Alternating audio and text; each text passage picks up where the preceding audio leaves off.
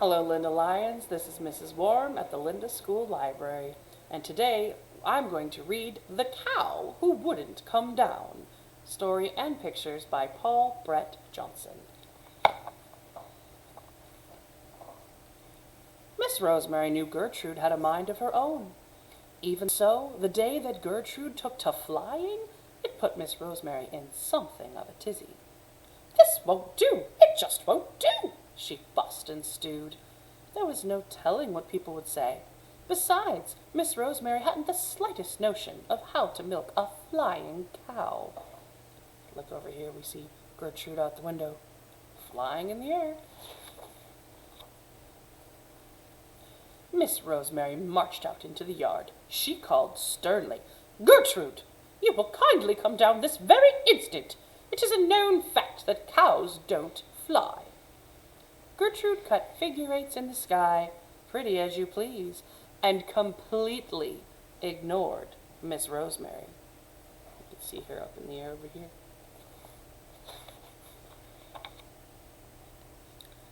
Miss Rosemary tried again.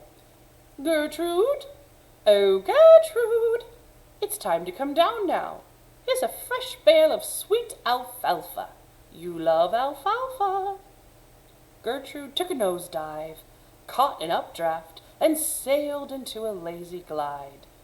She did not, however, come down.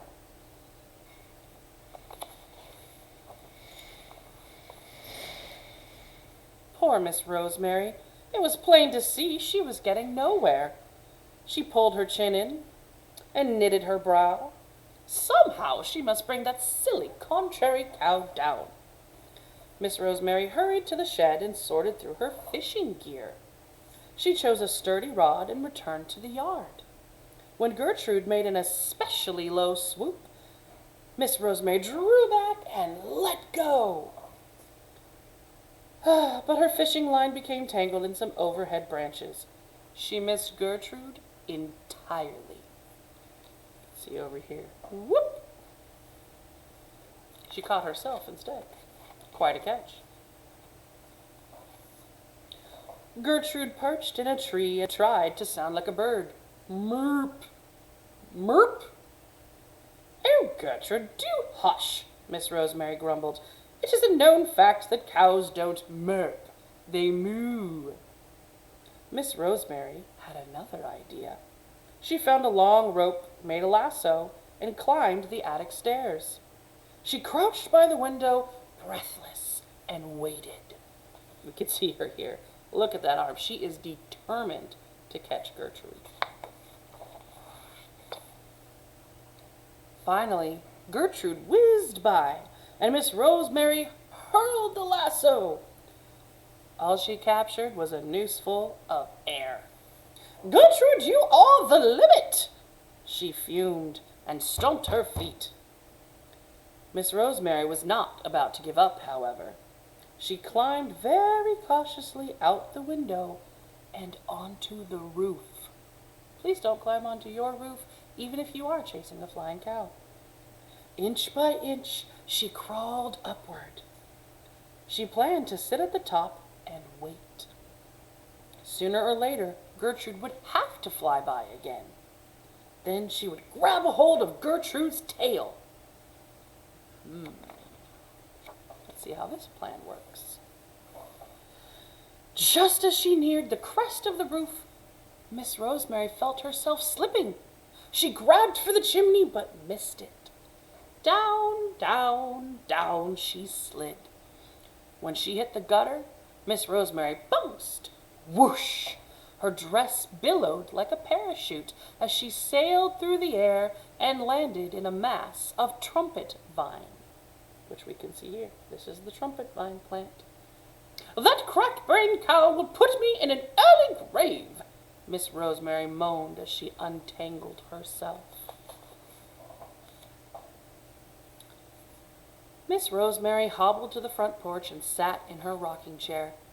That was her best thinking place. She crossed her arms, set her jaw, and rocked. And thought. She rocked and thought without stopping for lunch. She rocked and thought without speaking to the postman. She rocked and thought without answering the phone. Gertrude, for her part, did not come down. Not once. That evening, when the sun turned red and the hills turned blue, Miss Rosemary finally had the answer.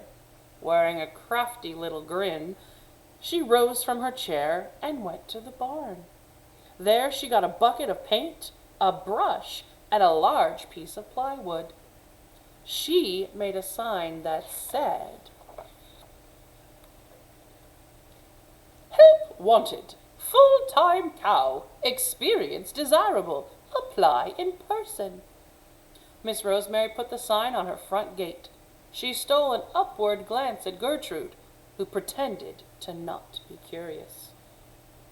Then Miss Rosemary went to the attic. She dug around until she found 2 pairs of old roller skates. She took these to her sewing room. Next, she emptied all her boxes of fabric pieces and made a huge pile in the middle of the floor. She went through the mound and selected just the right scraps and squares. The rest, she decided, would do for stuffing. Miss Rosemary sat down and began to sew. She worked all through the night. Her sewing machine never stopped humming. Whatever could she be making?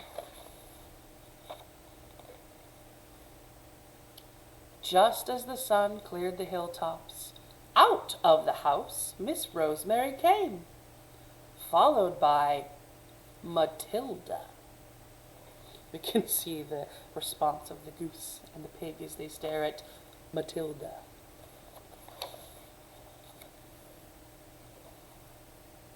Miss Rosemary pulled Matilda to the barnyard, right up to Gertrude's feeding bin, which was right beside Gertrude's salt lick, which was right across from Gertrude's watering trough. Miss Rosemary took the bucket of paint and the brush, and she changed the sign of the front gate. She put a big X through the help wanted part. Then she added some new words.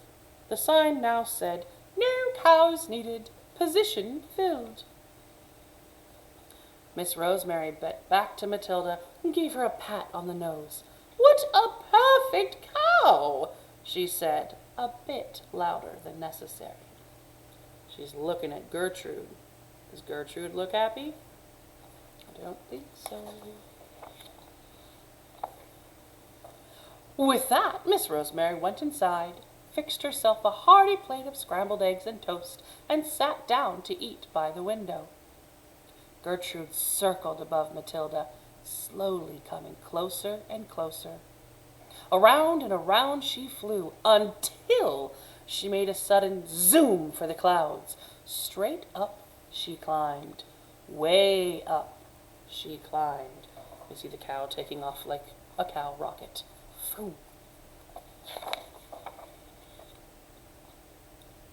Gertrude came down like a rocket. Thunk! She landed squarely on Matilda and mashed her flat. Miss Rosemary smiled and finished her scrambled eggs.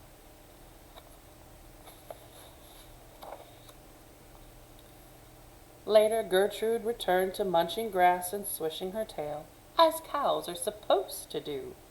Miss Rosemary was relieved, but she couldn't help thinking. It seemed that Gertrude was spending a lot of time around the farm machinery. "Silly me," Miss Rosemary clucked.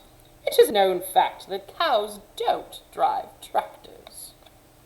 As we see over here, Gertrude staring at the tractor.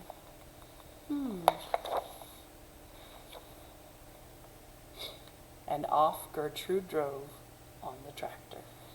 This has been The Cow Who Wouldn't Come Down. I hope you enjoyed listening as much as I always enjoyed reading. Have a great day.